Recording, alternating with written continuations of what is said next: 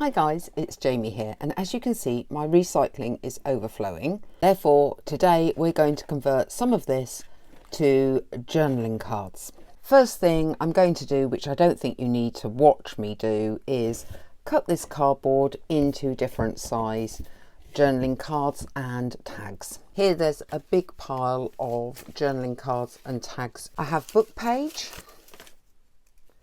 I have some fake ticket ephemera, some number ephemera. I'm treating these a bit like I would a masterboard, but on a smaller scale. First layer of anything that's going on here, and this is the matte medium, is to cover, therefore, a bit of book page, maybe one of the tickets.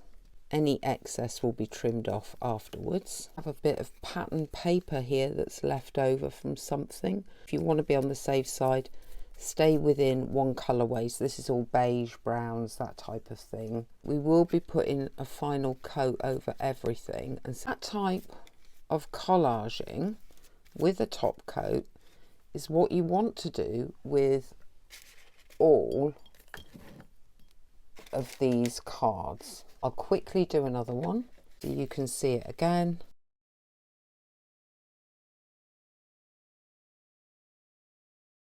Make sure it's all down. This is just creating a background. And that's another one done. So fairly quick job, just keep filling them in. I now have 36 journaling cards and tags of various sizes. If you're doing theme journals, I would do a few per theme. First thing I'm going to do with each tag is take a bit of the white gesso and a sponge and dab around the edge.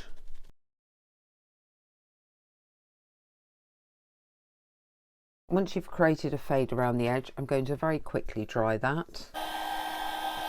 I have a few metallic paint colours here, some gold, some bronze. I'll work with the bronze because I know that hasn't been used much. Now we're going to add a bit of glamour. Reason being that I'm doing the Bohemian Dreams at the moment. I want glitzy glam. You could do this with inks as well if you prefer, watercolour crayons, whatever you want. Every card has already had a layer of matte medium or Mod Podge put over it, so the surface can be worked with paints now, and water if you want to spread things about. It's not going to affect what's underneath. The next stage is to take some matte medium or some Mod Podge or glue and use some napkin and cover some of this. I am covering the whole thing at the moment, that's to protect what's there, but I'm also going to use it now to lay down some of this napkin, but we're not leaving it in a big chunky block. While it's still damp with glue and easy to manipulate, I'm going to tear some away.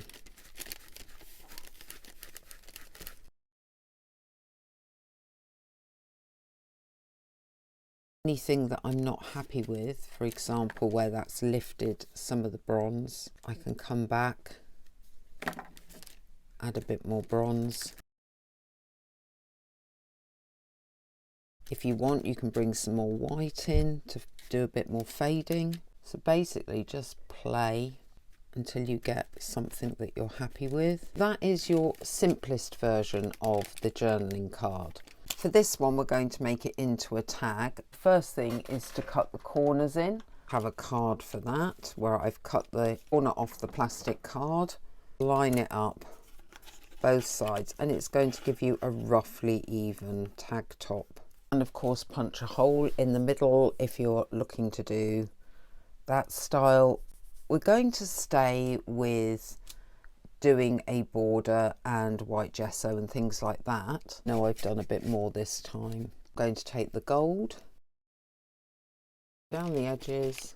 Similar to before, we're taking the Mod Podge or the matte medium, putting it over, adding napkin, being a top coat, again with the water, so we can tear some of it back.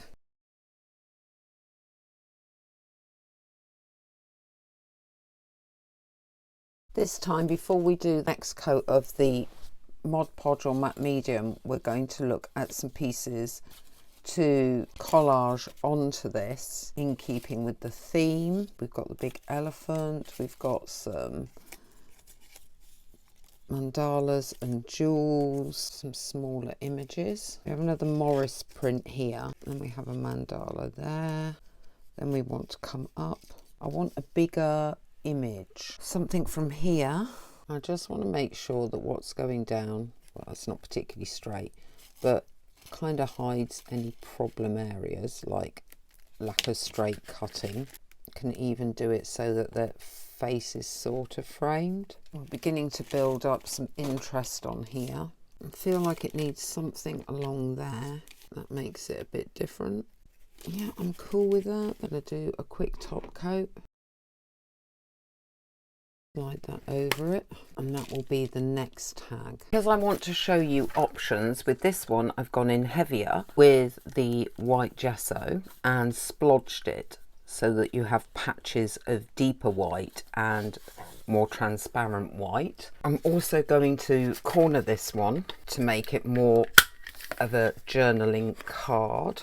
I'm going to use Distress ink to give it some colour on the edges. This time we won't be using napkin, we will just be doing some collaging. And we have some images from the kit. I quite like framing people, I have to say. We want some other pieces that will go with her to make it boho. Okay, we have a word I can stain in a different colour. This is antique linen, but I am using a sponge that's also had vintage photo on it, so it's a bit of a mixture of the two. Quite nice. Okay, that works for me. Here's our stack of ready to go bases. These are now ready for Bohemian Dreams. Finish them off. They're backed and stitched around the edge. If you have enjoyed this video, please do all the YouTubey things: like, share, subscribe, comment. Don't forget to check out the free Facebook group in the drop down video description, and also create a club for the upcoming Bohemian Dream kit. And I will see you next time.